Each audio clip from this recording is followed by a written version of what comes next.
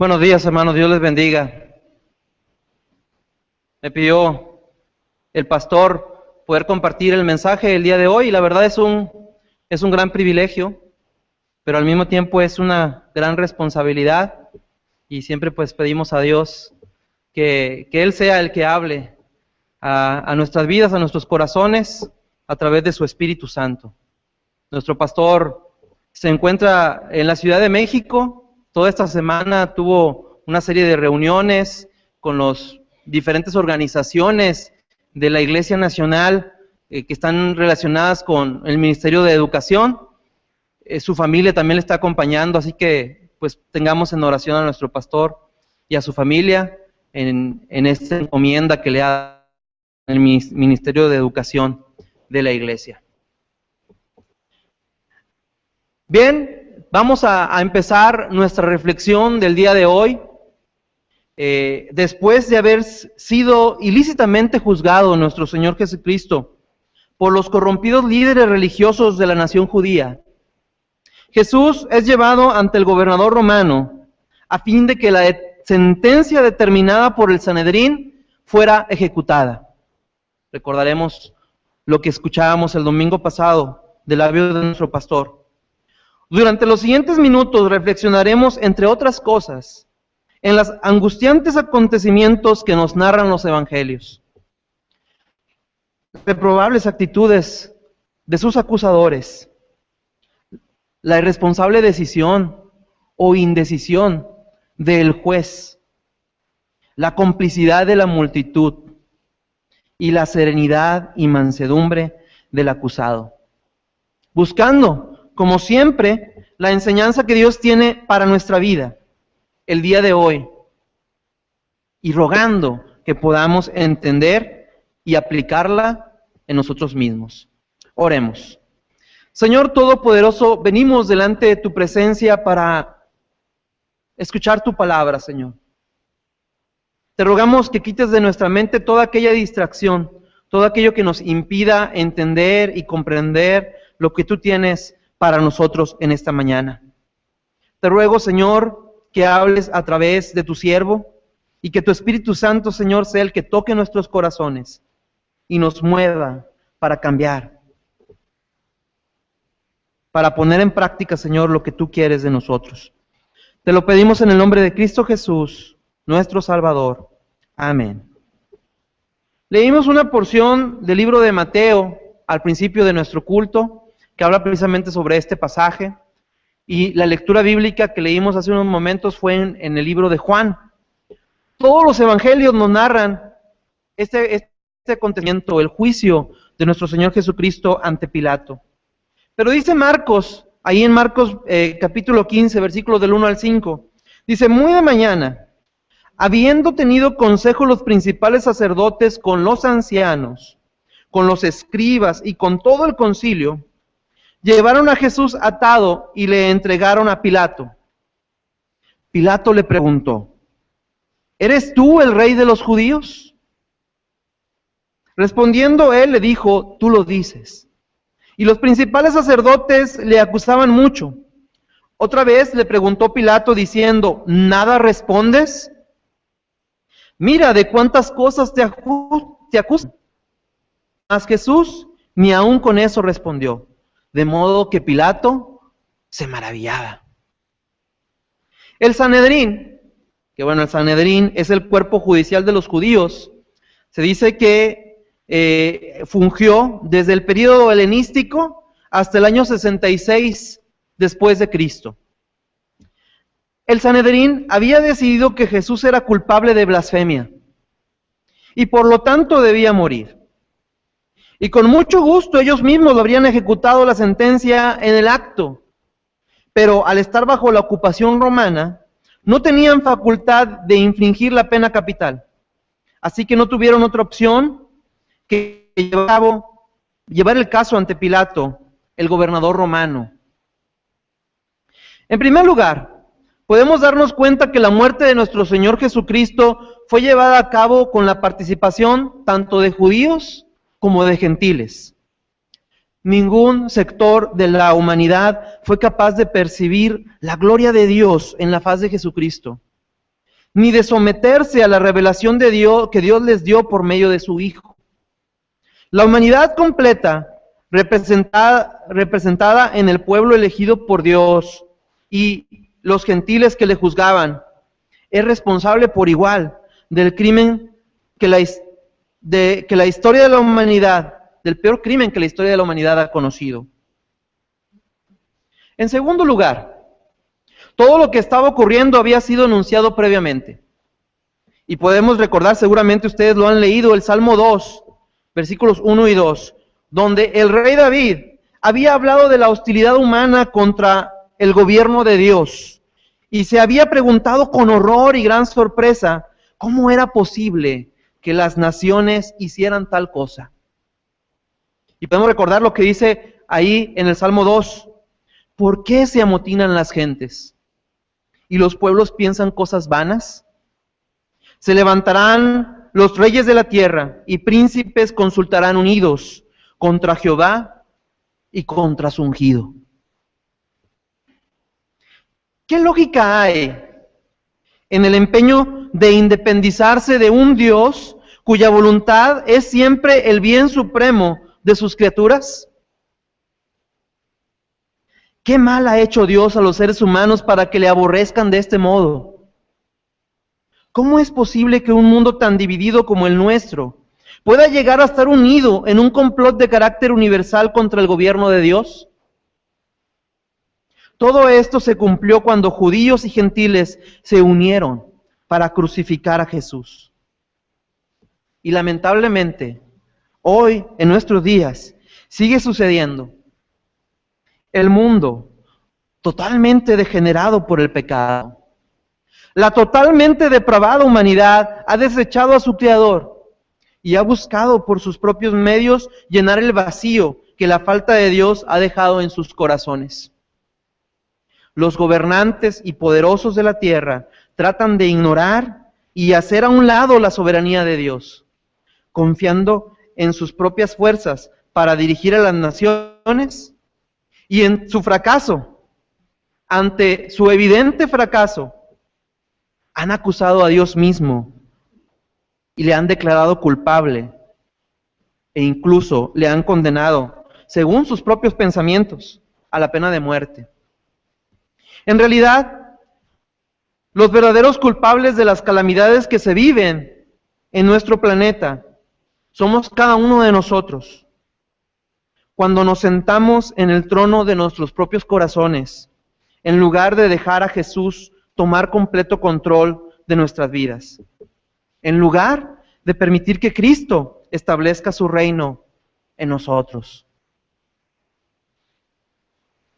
Tal y como más tarde en el libro de los Hechos reflexionaban Pedro y Juan, después de salir también ellos del Sanedrín, haber sido entrevistados por el Sanedrín, por el concilio judío, ellos dicen, ahí en Hechos 4, 25 y 28, por boca de tu siervo David, por boca de David tu siervo dijiste, ¿por qué se amotinan las gentes y los pueblos piensan cosas vanas?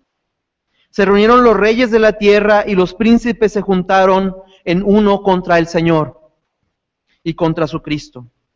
Porque verdaderamente se unieron en esa ciudad contra su santo Hijo Jesús, a quien ungiste. Herodes y Poncio Pilato, con los gentiles y el pueblo de Israel, para hacer cuanto tu mano y tu consejo habían antes determinado que sucediera. La reflexión que hacían los apóstoles Pedro y Juan después de salir del Sanedrín. En tercer lugar, el Sanedrín hubiera ejecutado la sentencia de muerte. Si el Sanedrín lo hubiera hecho por lapidación, es decir, por apedreamiento, tal y como la ley de Moisés lo señalaba. Esa era la sentencia por blasfemia, por el delito de blasfemia. Y no por crucifixión, como sucedió. Y en ese caso se habría cumplido muchas de las profecías que describían detalladamente algunos aspectos de su muerte y que solo podían ser realizados por la crucifixión. Solamente de esta forma podría cumplirse la profecía en nuestro Señor Jesucristo. Finalmente, Al acercarnos a este pasaje, podemos ver también el testimonio que Cristo dio de la verdad, aún bajo persecución y presión. Tan importante es este ejemplo que Pablo más tarde se refirió a él como la base para nuestro ministerio, mientras exhortaba a Timoteo, su hijo espiritual. Y le decía: te mando delante de Dios, que da vida a todas las cosas, y de Jesucristo, que dio testimonio de la buena profesión delante de Poncio Pilato, que guardes el mandamiento sin mácula ni reprensión hasta la aparición de nuestro Señor Jesucristo. Y hace un momento cantábamos de cuando nuestro Señor Jesucristo vuelva. Y bueno, debemos de permanecer fieles a su palabra hasta el momento de su regreso. Veamos lo siguiente: el consejo contra Dios y contra su Hijo. Y encontramos en la palabra de Dios esta frase: muy de mañana, habiendo tenido consejo todo el concilio. Y analicemos un poco estas palabras. Dice: los acontecimientos sobre los que reflexionamos comenzaron en la madrugada del día después de que Jesús fuera arrestado. Y esto es lo que hemos venido estudiando desde hace varios domingos. El arresto de nuestro Señor Jesucristo. Veíamos aquel acontecimiento en el cual Pedro niega a nuestro Señor Jesucristo tristemente. Recordemos que el domingo pasado el pastor nos habló sobre el juicio religioso contra Jesús, ejecutado por el Sanedrín. Hubo dos procesos, y cuando leemos los evangelios lo podemos ver. Hubo el proceso religioso y el civil. Cada uno de estos se dividió en 3 etapas. El primero, es decir, el juicio religioso, inició cerca de la medianoche en la casa de Anás. Anás era el suegro de Caifás. Caifás era el sumo sacerdote, dice la Biblia, en aquel año, en aquel tiempo, ¿verdad? Y todavía, según dicen los historiadores, tenía mucha influencia en el pueblo. Él había sido depuesto, Anás había sido depuesto en el año 16 después de Cristo del puesto de sumo sacerdote, pero aún así seguía ejerciendo mucha influencia a través de sus hijos y bueno, a través de Caifás. Primero llevan a Jesús a la casa de Anás, y prácticamente es Anás ahí el que determina qué es lo que se tiene que hacer con Jesús. El segundo, es decir, la segunda parte o la segunda etapa de este proceso religioso es en el Sanedrín, en la casa de Caifás. Esta etapa es en la que reflexionamos el domingo pasado. Y el tercero, el que se narra brevemente con las primeras palabras del pasaje de hoy.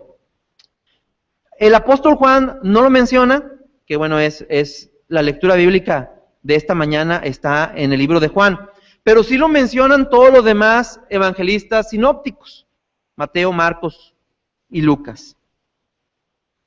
Y son estas palabras precisamente que dice: muy de mañana, habiendo obtenido consejo todo el concilio.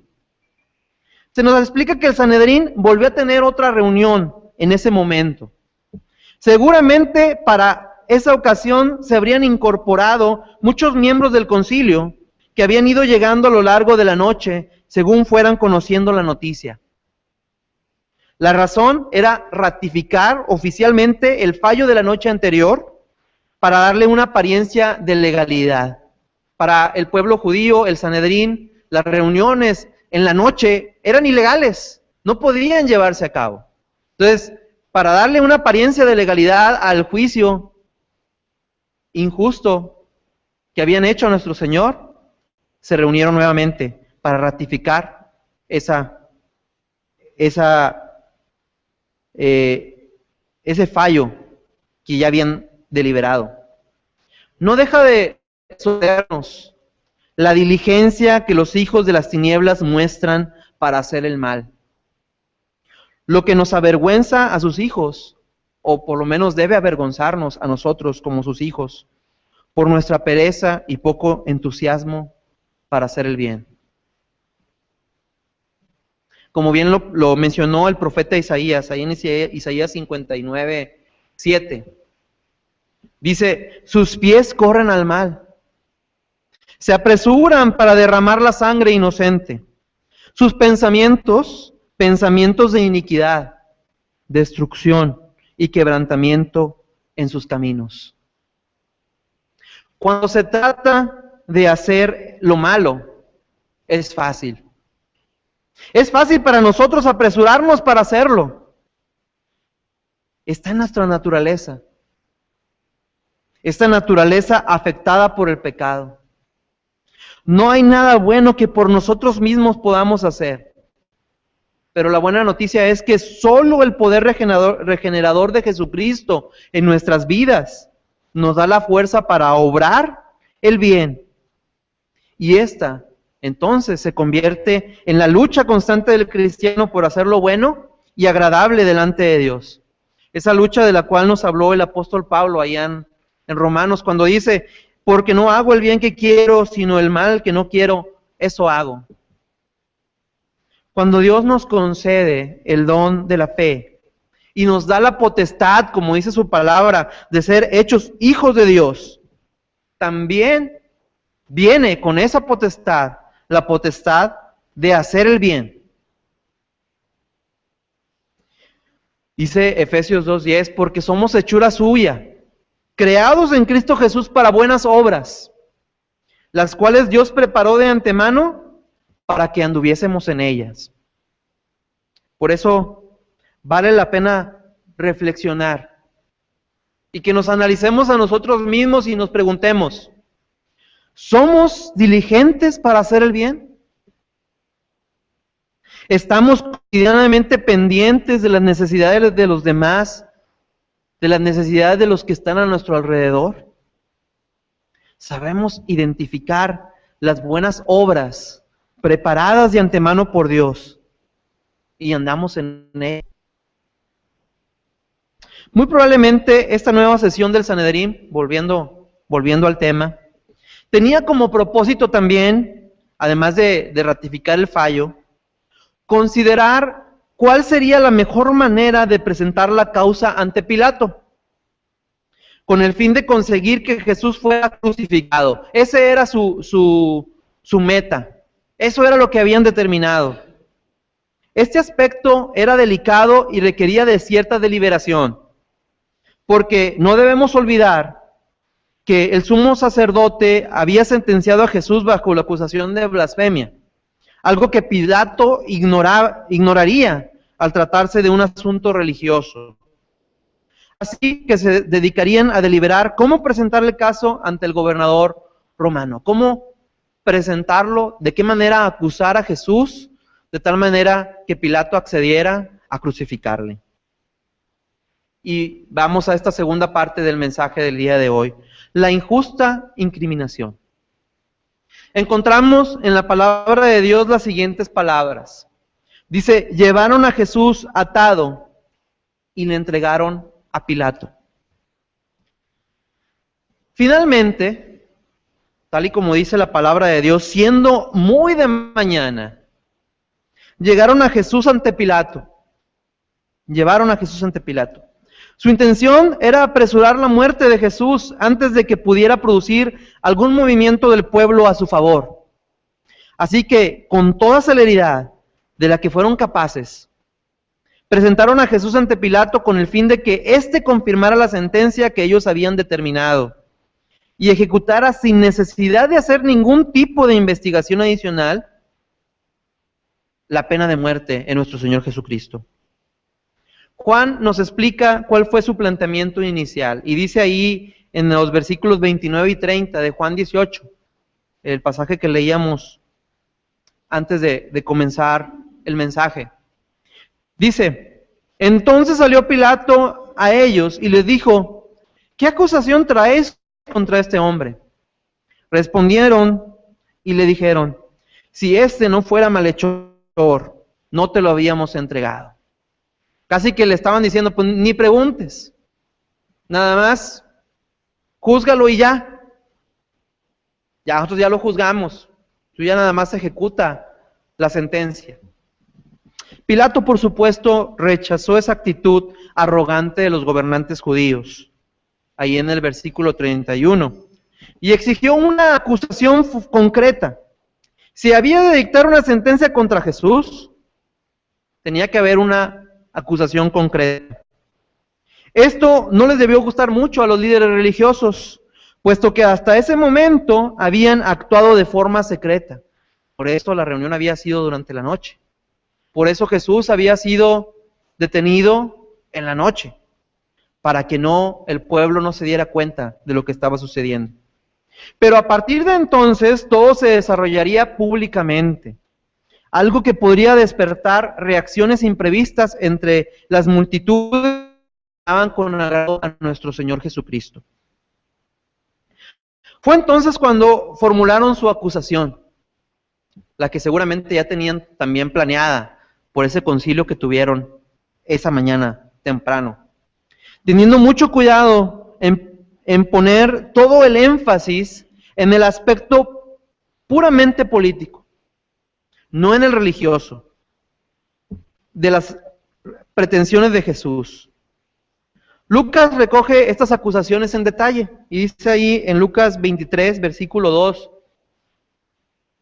dice, comenzaron a acusarle, diciendo, y podemos ver cómo eran acusaciones falsas, a este hemos hallado que pervierte a la nación y que prohíbe dar tributo a César, diciendo que él mismo es el Cristo, un rey.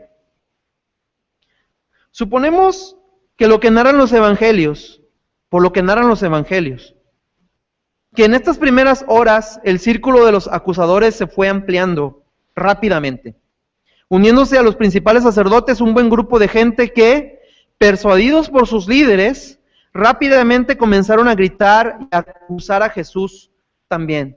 Es decir, se estaban convirtiendo en cómplices de los acusadores, toda la multitud ahí presente. Vamos a la siguiente parte, el número 3 de la reflexión del día de hoy. El injusto juicio del juez justo. Hablemos un poco sobre Pilato. Antes de que consideremos más detalles sobre el juicio contra Jesús, me gustaría mencionar algunos datos interesantes sobre Pilato, el gobernador romano que había de actuar como juez en este caso. ¿Qué sabemos de él? Bueno, Pilato fue nombrado procurador, es decir, gobernador romano, de la provincia de Judea, por el emperador Tiberio. Y hace ya varias semanas, cuando hablábamos precisamente de las palabras de nuestro Señor Jesucristo, dar a César lo que es del César, el pastor nos hacía referencia a cuál era la imagen que estaba impresa en las monedas, que era la del emperador, precisamente Tiberio. Cargo que ocupó durante 10 años, es decir, Poncio Pilato fue gobernador de la provincia de Judea durante 10 años. Dicen los historiadores, desde alrededor del 26 después de Cristo, el año 26 después de Cristo, es decir, no tenía mucho tiempo de haber sido puesto ahí como gobernador, hasta el año 36 después de Cristo, es decir, solamente dura unos cuantos años más como gobernador de la provincia de Judea. Hay un escritor o un historiador llamado Filón, de nación judía, que se refiere, en sus escritos, se refiere a Poncio Pilato como un hombre, y esto es interesante porque podemos saber cómo lo describe. Dice, como un hombre de carácter inflexible y duro, sin ninguna consideración. Más aún, según este escritor, el gobierno de Poncio Pilato se caracterizaba por, y escuchemos estas palabras que describen al gobierno de Poncio Pilato. Dice, corruptibilidad, robos, violencia, ofensas, brutalidad, condenas continuas sin proceso previo y una crueldad sin límites. Resulta interesante cómo se le describe. Hay otro historiador, que es el historiador Josefo, seguramente ustedes lo han escuchado anteriormente, porque es un historiador judío contemporáneo o poco posterior al tiempo de Jesucristo, que también nos da mucha información acerca de lo que sucedía en ese momento. Digo, no es la Biblia, pero nos ayuda a reflexionar en ciertos aspectos, ¿verdad? Pilato, de acuerdo con Josefo, Pilato tuvo un mal comienzo en lo que respecta a las relaciones con súbditos judíos. Se narra el historiador, que en una ocasión Pilato envió a Jerusalén soldados romanos que llevaban insignias militares, me imagino eran una especie de estandartes, con imágenes del emperador, y la situación se complicó porque las insignias fueron colocadas en la Torre Antonia. La Torre Antonia era el cuartel general de las cortes romanas. Y estaba muy cerca, dice que en un ángulo, uno de los ángulos del complejo del templo. Entonces, los judíos creyeron que los soldados romanos estaban quemando incienso delante de estas insignias. Y recordemos que para los judíos, el mandamiento, uno de los 10 mandamientos era: no te harás imagen ni ninguna semejanza. Entonces, esto en la mente de los judíos era malo. Y enviaron una delegación de principales entre los judíos que viajó a Cesarea para protestar por la presencia de insignias y exigir que las quitase. Entonces estaba empezando apenas el reinado o el gobierno de Poncio Pilato, y acontece esto, lo que le da pues un mal comienzo, tanto a Pilato delante de Tiberio, el emperador, como delante del pueblo judío. Hay otro acontecimiento que también resulta interesante, que narra precisamente Josefo, y que también ocasionó en la ciudad.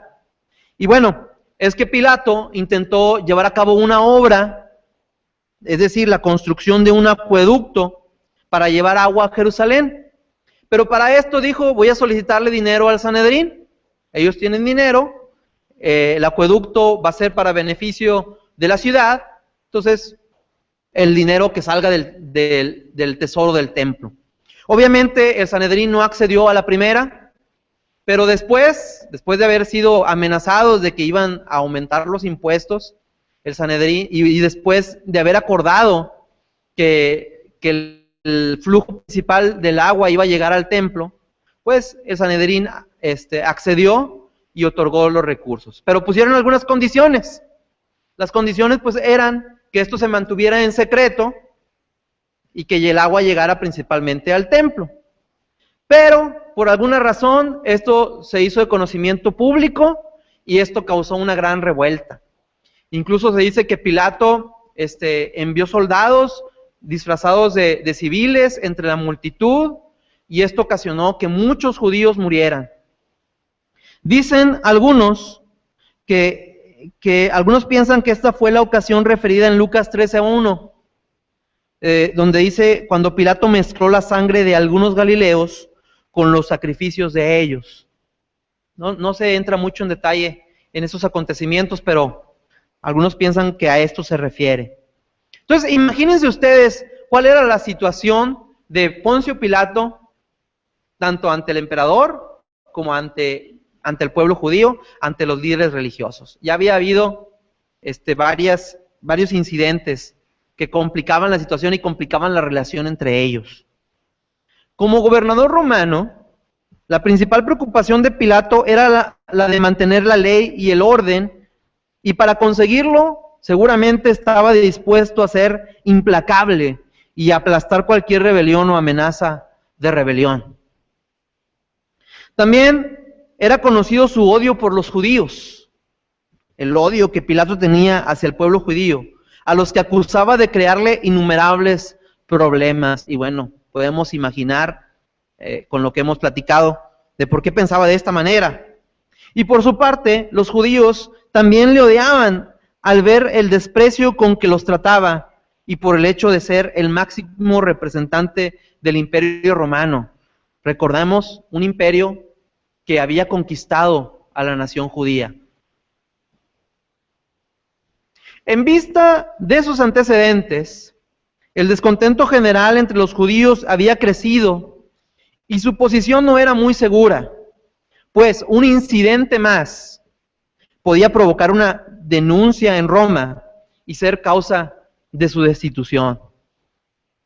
Resumiendo, podemos decir que el juez encargado de dictar sentencia contra Jesús era un hombre cruel, que en muchas otras ocasiones había condenado a inocentes sin que por ello tuviera ningún cargo de conciencia. Carecía de tacto y además odiaba a los judíos. ¿Qué se podía esperar de él?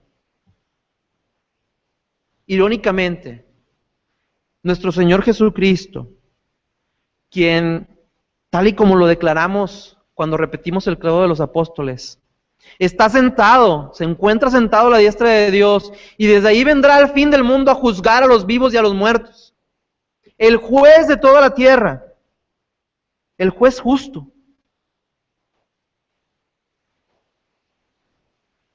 Es entregado en manos de un tirano para ser juzgado injustamente.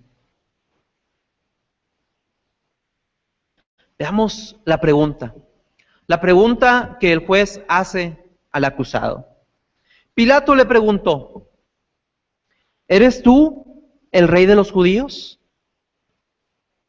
Y veamos la actitud inicial, cuál era la actitud de Pilato, y veamos cómo fue cambiando su actitud conforme lo que van narrando los evangelios.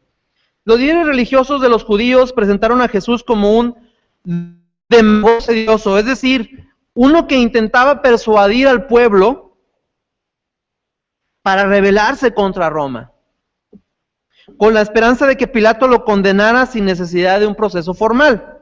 Y veíamos las palabras de los religiosos, que era: si este no fuera malhechor, no te lo habríamos entregado. Lo cual, como mencionamos antes, de acuerdo con los historiadores, era una práctica común para este gobernante. Habíamos dicho, lo había hecho innumerables ocasiones. De hecho, era una de las cosas que le caracterizaban a Pilato: los juicios injustos, sin investigación, simplemente ejecutar sentencias contra inocentes, probables inocentes. Pero el gobernador romano no sentía ninguna simpatía por los sacerdotes, a los que conocía muy bien, así que no tenía ninguna intención de complacerles. Es decir, para él hubiera sido fácil simplemente ejecutarlo y ya, pero quería dejárselas un poco más difícil a los sacerdotes. Además, había algo muy extraño en este proceso. ¿Cómo era posible que los líderes religiosos de Jerusalén, fueran quienes estuvieran entregándole a un pretendiente al título de Mesías, si ellos siempre protegían a cualquiera que se alzara contra Roma? Seguramente Pilato no dudó por un momento que la preocupación que a lo largo del proceso manifestaron por defender los intereses de Roma era falsa. Veíamos las palabras, o vemos más adelante las palabras de los sacerdotes, de los líderes religiosos: no tenemos más rey que César, lo cual sonaba totalmente falso. Así que decidió que iba a interrogar a Jesús personalmente y, lo pongo entre comillas, tomar una decisión por él mismo. Y veamos ahorita por qué lo pongo entre comillas, tomar una decisión. Lo primero que el gobernador hizo después de escuchar las acusaciones y tener delante de él a Jesús fue preguntarle directamente si era el rey de los judíos. Dado el odio que Pilato sentía hacia todo lo que era judío, podemos pensar que tal vez en esta pregunta había cierta mezcla de desprecio y cinismo. ¿Eres tú el rey de los judíos? Las humillaciones que Jesús había estado sufriendo y la forma en la que sus acusadores le presentaron no evidenciaban definitivamente, de ninguna manera, que Jesús pudiera ser un rey. Y menos de los judíos, que en ese mismo momento lo estaban entregando como dice la palabra, con las manos atadas, como a un delincuente. Le estaban entregando como un reo de muerte. Y analicemos la admiración de la que nos habla la palabra, la admiración de Pilato hacia Jesús. En un principio, como mencionábamos hace un momento, la actitud de Pilato hacia Jesús fue un tanto negativa. Quizá había cinismo en esa pregunta. Sin embargo, no tardó en cambiar de opinión, llegando a tener, y podemos notar en lo que sucede en los evangelios, un interés profundo por lo que le habían presentado, por el reo que le habían presentado.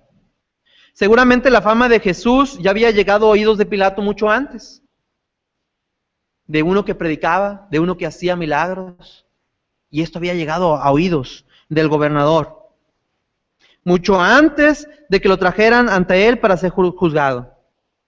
Pero ahora quedó maravillado, probablemente por el aspecto noble del prisionero y por su autodominio.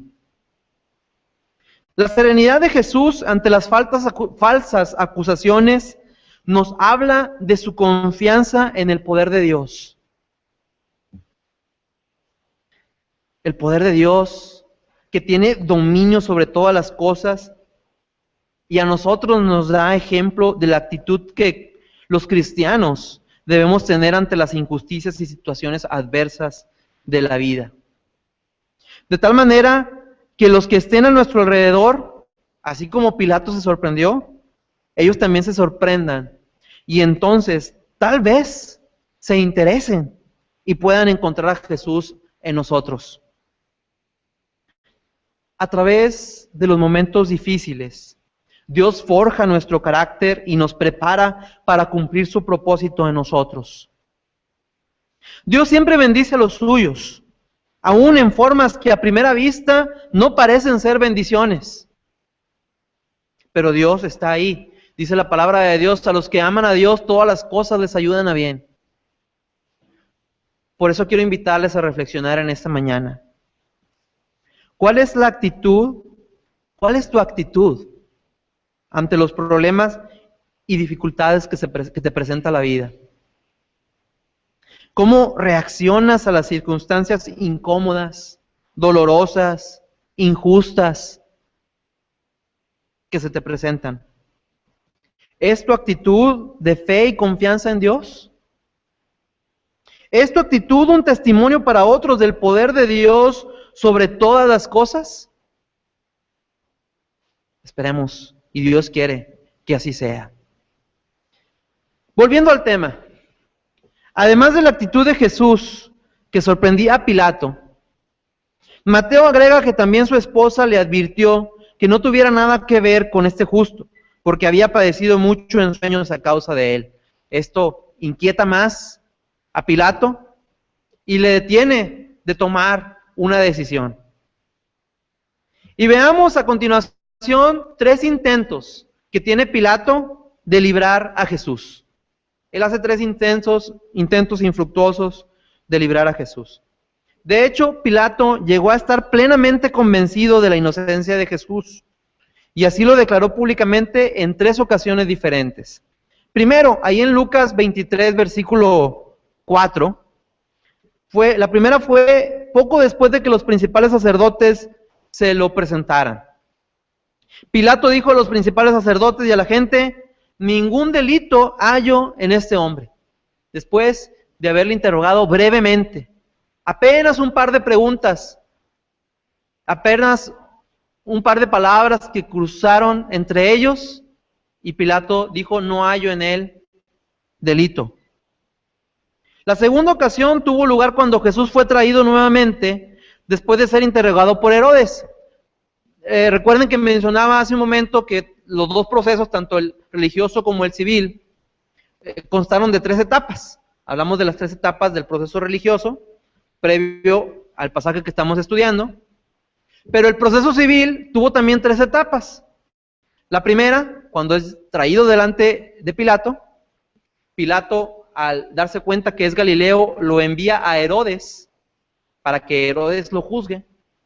Herodes lo entrevista, pero al no recibir respuesta, bueno, se burla de Jesús, incluso le pone un manto, dice la palabra, para burlarse de él, un manto de rey, un manto real. Y lo regresa con Pilato, siendo esta ya, cuando regresa por segunda ocasión con Pilato, la tercera etapa del proceso civil de nuestro Señor Jesucristo. Bueno, la segunda ocasión en la que Pilato declara que Jesús es inocente, fue esta. Cuando fue traído nuevamente después de ser interrogado por Herodes, les dijo: me habéis presentado a este como un hombre que perturba al pueblo, pero habiéndole interrogado yo delante de vosotros, no he hallado en este hombre delito alguno de aquellos que le acusáis. Segunda ocasión. Y hay una tercera, justo antes de que lo entregara para ser crucificado, cuando se lava las manos y dijo: inocente soy yo de la sangre de este justo. Que nosotros sabemos que no por haberse lavado las manos se liberaba de la culpabilidad que tenía. Él tenía en sus manos el poder de liberar a Jesús, pero no lo hizo. Y vamos a ver un poquito más tarde por qué. Además, intentó evitar juzgar y condenar a Jesús de diferentes maneras. Primero, cuando se enteró que Jesús era Galileo y que por lo tanto pertenecía a la jurisdicción de Herodes, se lo envió para que él lo interrogase y se hiciese cargo del reo. Aunque Herodes mandó a Jesús nuevamente a Pilato sin haberlo sentenciado. Ya lo mencionábamos hace un momento. Además de tratar de liberarlo, pues también era una forma de eludir, una forma de Pilato de eludir la responsabilidad. Después propuso, estamos hablando de Pilato, propuso a la multitud que se conformara con un castigo menor que la pena capital, en la esperanza de que su sed de sangre quedara apaciguada después de azotar a Jesús y de que todos ellos pudieran ver ensangrentada su espalda. Sabemos que eso no detuvo a la multitud y ellos siguieron exigiendo que fuera crucificado.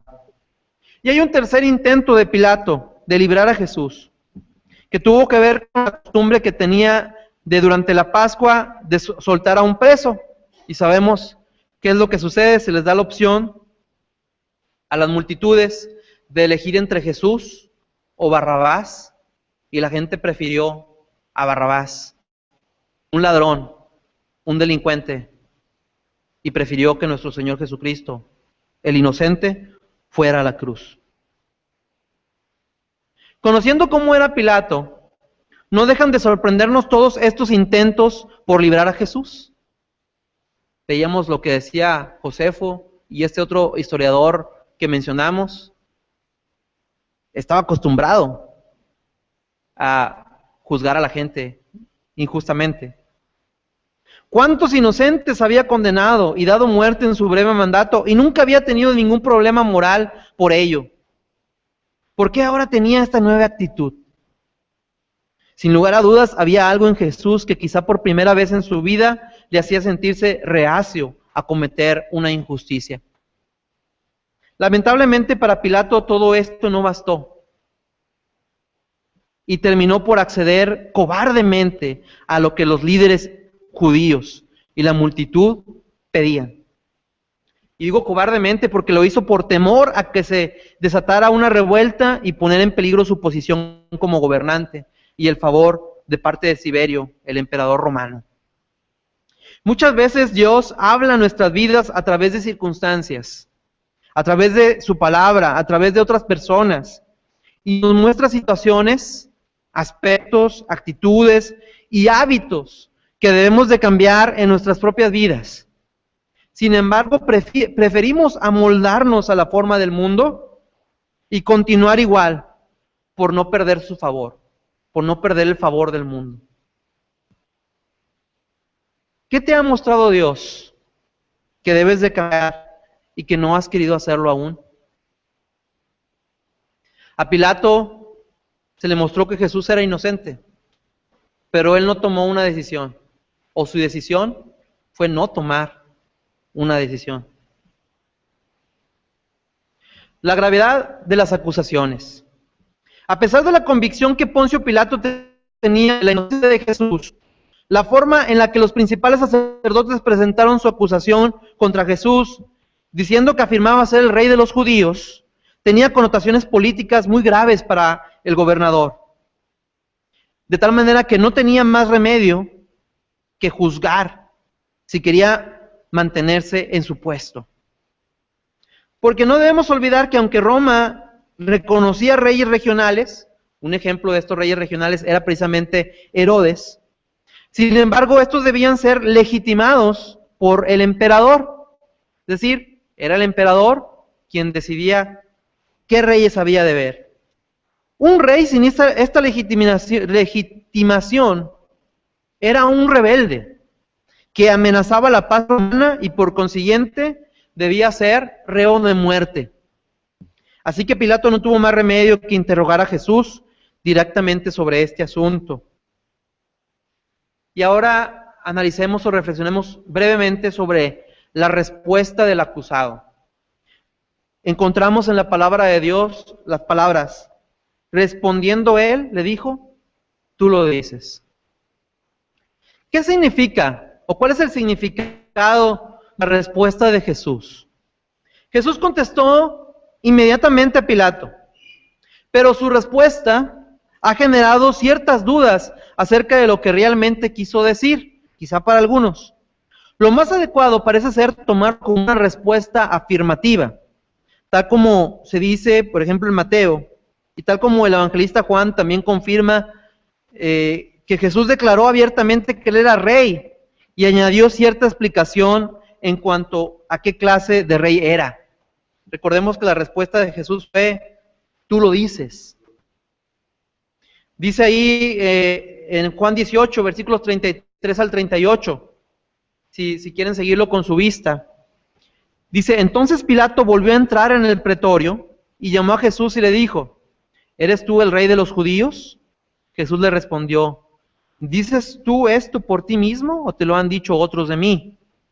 Pilato le respondió, ¿soy yo acaso judío? La nación y los principales sacerdotes te han entregado a mí. ¿Qué has hecho? Respondió Jesús, mi reino no es de este mundo. Precisamente el mensaje y el título de la reflexión del día de hoy. Si mi reino fuera de este mundo, mis servidores pelearían para que yo no fuera entregado a los judíos. Pero mi reino no es de aquí. Está claro que Jesús no trató de eludir el asunto. Su respuesta no podía significar, que algunos podrían interpretarlo de esta manera, esto es lo que tú dices, pero yo nunca lo he dicho. El contexto nos muestra que lo que quiso decir es que Pilato tenía razón al inferir que el prisionero reclamaba para sí autoridad real. En consecuencia, el significado de la respuesta de Jesús es, yo soy, en verdad, rey. Y nosotros sabemos que realmente Él es el Rey de Reyes y Señor de Señores. La palabra nos lo dice en incontables pasajes. Por ejemplo, en Apocalipsis, dice, pelearán contra el Cordero y el Cordero los vencerá, porque Él es el Señor de Señores y Rey de Reyes. Y los que están con Él son llamados elegidos y fieles. Analicemos un poco la consecuencia de la confesión de nuestro Señor Jesucristo, de su respuesta. Esta confesión puso a Pilato ante una situación comprometida.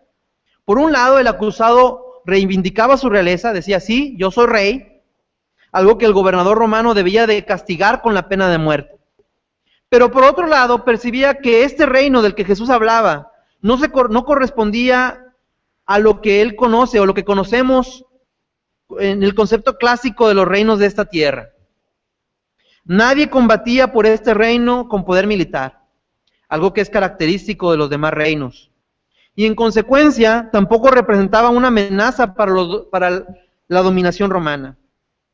El mensaje central de las enseñanzas de Jesucristo en la tierra fue el reino de los cielos. Jesús explicó que su reino se establecía en los corazones de todos los que escuchan la verdad. Él mismo proclamaba la verdad que estaba destinada a liberar a los hombres de la tiranía del pecado. Con esto quedaba claro que la naturaleza de su reino es espiritual. Pilato se dio cuenta de que Jesús no era un revolucionario, tal como pretendían los líderes judíos, ni tampoco representaba una amenaza para Roma. ¿Qué haría Pilato con Jesús? Por un lado, acabaría teniendo problemas con Roma si dejaba en libertad a alguien que pretendía ser rey. Pero por otro lado, el testimonio de Jesús había llegado directamente a su corazón y sentía que debía tomar una decisión a favor de lo que él sabía que era la verdad, declarando inocente a Jesús, a pesar de que esto tuviera un alto costo personal para él. También encontramos en la palabra de Dios las palabras: y los principales sacerdotes le acusaban mucho. En este momento es muy probable que los principales sacerdotes se dieran cuenta de que Pilato había entendido que Jesús no estaba desafiando la autoridad de Roma, con lo que sus planes estaban viniendo abajo. Así que subieron el tono de sus acusaciones, dando rienda suelta a su odio contra Jesús. Pero en medio del griterío y de la excitación, Jesús guardaba silencio. Él ya había contestado a Pilato y a partir de ahí no hizo nada más por defenderse de las acusaciones que le hacían. Y finalmente su silencio resultó ser más elocuente que sus palabras, al punto de que hasta el mismo Pilato se maravillaba de él. Pero, ¿por qué guardó silencio y no se defendió? Bueno, una razón es que ya no era necesario hacerlo, puesto que Pilato había entendido que él era inocente. Además, Jesús debía cumplir la profecía que probaba su identidad como Mesías. Y encontramos en Isaías 53, versículos 7 y 8. Angustiado él y afligido, no abrió su boca. Como cordero fue llevado al matadero y como oveja delante de sus trasquiladores, enmudeció y no abrió su boca. Por cárcel y por juicio fue quitado, etc. Pero nuestro Señor Jesucristo no abrió su boca. Por otro lado, no se defendió a sí mismo porque había encomendado su causa al que juzga justamente. Y más adelante veremos al apóstol Pedro escribiendo: quien cuando le maldecían no respondió con maldición, cuando padecía no amenazaba, sino encomendaba la causa al que juzga justamente. Su vida estaba en de Dios y él estaba en obediencia cumpliendo la voluntad del Padre. Él estaba decidido a ir a la cruz y cumplir así su misión, cumplir aquello que el Señor le había encomendado. Nuestro Señor Jesucristo estuvo dispuesto a sufrir humillación y ser acusado injustamente por obediencia al Padre, pero también por amor a todos aquellos que habrían de ser parte de su pueblo, particularmente por ti y por mí. Esto debe ser para nosotros motivo suficiente para vivir una vida completa de gratitud a Dios y estar dispuestos a sufrir delante de los hombres lo que sea necesario por amor de nuestro Señor. ¿A qué estás dispuesto a renunciar por amor a Jesús? ¿Hasta dónde estás dispuesto a sufrir por la causa de Cristo y la proclamación de su palabra? ¿Cuánto estás dispuesto a entregar a los pies de tu Señor? De modo que Pilato se maravillaba. No es difícil imaginarse por qué se maravilló Pilato. Él había juzgado a muchas personas que en su comparecencia habían hecho esfuerzos desesperados seguramente para demostrar su inocencia. Pero en contraste, Jesús, lejos de ser sedicioso, de ser el sedicioso peligroso que los líderes judíos habían querido hacerle creer, manifestaba en todo momento una actitud serena y noble. Y bueno, recordamos las palabras de nuestro Señor Jesucristo en su predicación cuando nos decía: aprended de mí, que soy manso y humilde de corazón, y haréis descanso para vuestras almas. Su actitud dejaba fuera de toda duda que él no era un rebelde o un criminal. Además, Pilato, sabiendo que Jesús era inocente, aún le tuvo que sorprender más el hecho de que no reaccionara airadamente contra sus injustos acusadores. ¿Cómo podía callar y contenerse ante las mentiras que decían de él? ¿Cómo reaccionamos nosotros? Y aquí podríamos reflexionar, ¿cómo reaccionamos nosotros ante las injusticias de la gente? ¿Cuál es nuestra respuesta ante las ofensas de nuestro prójimo? ¿Ponemos en práctica la enseñanza de Jesús de recorrer la segunda milla? ¿Vivimos el ejemplo de Jesús de poner la otra mejilla? Y yo creo que aún como pueblo de Dios nos falta mucho para obedecer el gran mandamiento. Amarás al Señor tu Dios por sobre todas las cosas y a tu prójimo como a ti mismo. Solamente ese amor puede ayudarnos a responder como Jesús respondió. Pero Jesús permaneció de pie, en silencio, manifestando una majestad que dejó grandemente sorprendido al mismo Pilato. Y mientras tanto sus acusadores se embestían con furia contra él, como las olas cuando chocan contra los arrecifes, sin que puedan moverlos. Tal era su seguridad y certeza, tanto de su inocencia como de la obra que estaba realizando, del propósito divino que él estaba cumpliendo. Y concluimos, ya casi para concluir, podemos decir que Pilato quedó muy impresionado por la persona de Cristo y llegó a estar convencido de su inocencia. Pero aún así, sabemos que finalmente se dio a la voluntad de los líderes religiosos, escogiendo unos años más de poder. Decíamos que solamente estuvo en el poder hasta el año 36 después de Cristo, en lugar del camino de la verdad y la justicia, que percibía con toda claridad. Y como veremos, crucificó a Jesús bajo la acusación de el rey de los judíos, tal como figuró su causa escrita sobre la cruz. No deja de sorprendernos la decisión final que tomó Pilato. ¿Por qué no actuó de acuerdo con sus propias convicciones? Sino que secundó la decisión de los líderes judíos a los que tanto aborrecía. La razón final es que estaba dispuesto a librar a Jesús, pero solo mientras que su posición no se viera amenazada. Y cuando escuchó a los judíos decir que si a este sueltas, no eres amigo de César. Todo el que se hace rey, a César se opone. Fueron palabras de los judíos. Pilato vio su propia seguridad en peligro y decidió entregar a Jesús, a pesar de que sabía que estaba cometiendo una injusticia. De este modo, Pilato se ha convertido en un símbolo tradicional de la vileza y de la sumisión a los bajos intereses de la política. Pero la pregunta que Pilato se hizo, ¿qué haré entonces con Jesús, llamado el Cristo? Y la hace ahí delante de la multitud. Esa pregunta también debe ser contestada por cada uno de nosotros.